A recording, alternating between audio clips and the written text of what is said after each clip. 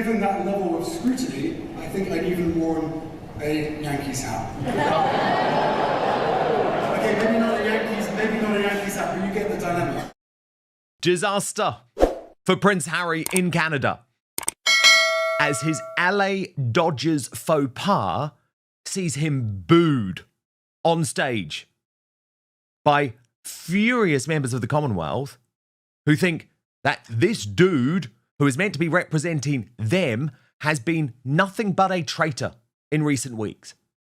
And the self-deprecating humour from the lad who used to be a bit of a cheeky chappy just doesn't cut it anymore as a miserable 40-something. Watch what went down. Second, the 900,000 watt floodlights shining down on an ever-increasing bald spot. And given that level of scrutiny, I think I'd even worn a Yankees hat. Okay, maybe not a Yankees hat, but you get the dilemma. And he spent his entire remembrance trip to Canada trying to deal with the hat faux pas, which only happened because his wife dragged him to this baseball match that he knew nothing about to try and promote the launch of her new flop food products. As Hans on X pointed out, so Harry's finally trying to make fun of himself. Probably the first time I've ever seen him do it. He's finally listening. During his speech, he discussed his baldness and said, I wanted to wear a Yankees hat. The crowd started booing him. What a joker. And what's so interesting is that the day before, in a national television interview, Prince Harry had to apologize to the entire country, but it still didn't stop him getting booed. Watch. I think you'd like to say it all about wearing that LA Dodgers hat last week and getting it hot LA water. Dodgers hatgate. Well, firstly, I would like to apologise to Canada for wearing it. Secondly, I was under duress. There wasn't much choice. I was invited to the LA Dodgers box, or the dugout, by the owner himself, so I was doing what I thought was the polite thing to do. But I'm going to wear this from now on to make sure I don't make any more of those mistakes. But the other piece to this was, as you could probably relate, when you're missing a lot of hair on top and you're sitting under floodlights, you'll take any hat that's available.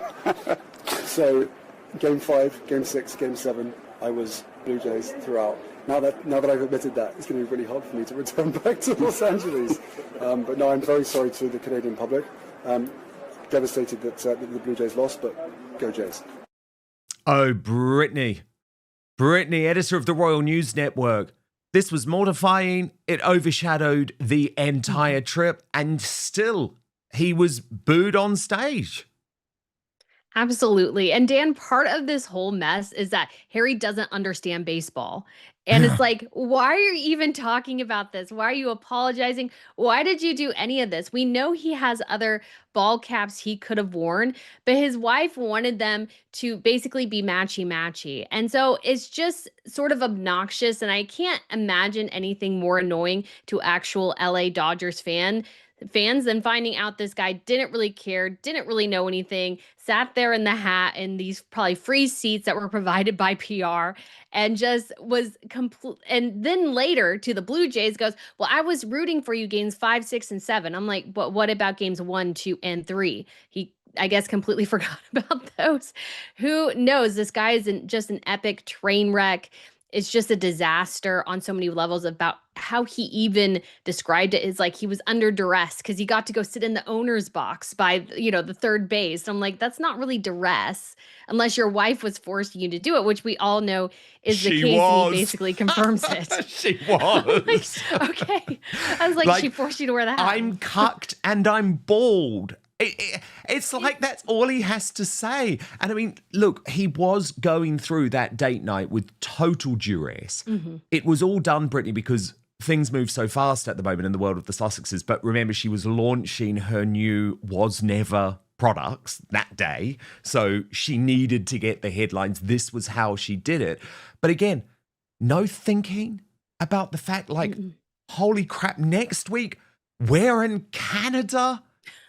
Harry needs to have natural allegiance to Commonwealth countries.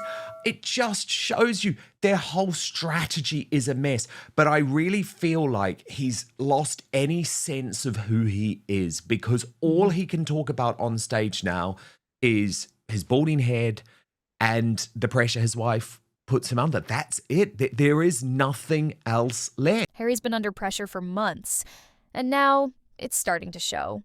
During his speech in Canada, the crowd wasn't laughing with him. They were laughing at him. He tried a little self-deprecating humor about his bald spot and baseball caps, but the audience wasn't buying it. What made it worse? This whole baseball situation started because Meghan reportedly pushed him to attend a Dodgers game, an event he didn't even care about, just to promote her new food brand. So when Harry joked about wearing the wrong hat, the crowd saw right through it. They weren't laughing at the joke. They were laughing at the man. He said, "I wanted to wear a Yankees hat." And that's when the boos began. The timing couldn't have been worse. Just a day earlier, Harry had appeared on national television apologizing to all of Canada for what he called Hatgate. He said he only wore the Dodgers cap because the team's owner invited him, and he wanted to be polite.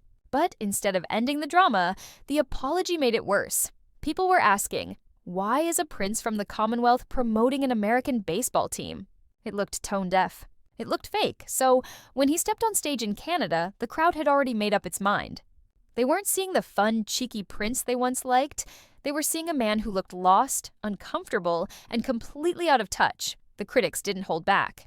Royal commentators said Harry's entire trip was overshadowed by Hatgate, and that the joke about his bald head didn't help. They said his humor felt forced, awkward, even desperate. And honestly, watching the clip, it's hard to disagree. One commentator put it perfectly. He used to be a fun, rebellious guy. Now he just looks miserable, trapped in his own PR mess. And that's the thing, Harry's speeches have turned into confessions. Instead of representing something bigger, he's constantly talking about his own problems. The pressure, the baldness, the headlines, the tension with his wife. It's like every time he tries to make fun of himself, it just reminds people of how much he's changed. Then came another layer of embarrassment. The same week, British media started comparing him to his brother, Prince William. And not in a flattering way. William was in Brazil at the time, attending a major environmental event, looking confident, relaxed, even charming. Headlines called him the royal heartthrob again. Photos of him barefoot on a beach volleyball court went viral. Meanwhile, Harry was being booed in Canada over a baseball cap. The contrast couldn't be sharper. Commentators said Harry's problem isn't just PR, it's identity. He doesn't seem to know who he is anymore. He's no longer the soldier, no longer the fun prince, and not quite the global activist he tried to become. Every time he appears in public, the story turns back to Meghan, to drama, or to an awkward apology, and you can see the toll. During that speech in Canada, when the laughter hit, his smile looked forced. The kind of smile that says, "Just get me through this moment." Even the most sympathetic royal watchers admit it's painful to watch. One said, "He's trying to be relatable, but all it does is remind people how out of touch he's become." And then there's the irony. In his own memoir, Spare, Harry mocked his brother William's hair loss. He called it alarming. But now, Harry's the one joking about his bald spot, in front of floodlights and cameras. It's like karma came full circle. The tabloids ran wild with it. Social media turned the clip into memes overnight. Some fans defended him, saying it was nice to see him laugh at himself. But most people just cringed. It's not really about the hat, or even the hair. It's about what the moment represents. A prince who once symbolized rebellion and authenticity now feels like he's performing someone else's script. The Canadian crowd didn't boo a baseball joke. They booed a man they once admired, and now barely recognize. By the end of that night, it wasn't just a PR fail. It was another chapter in a slow public unraveling. The more Harry tries to explain himself, the more lost he seems.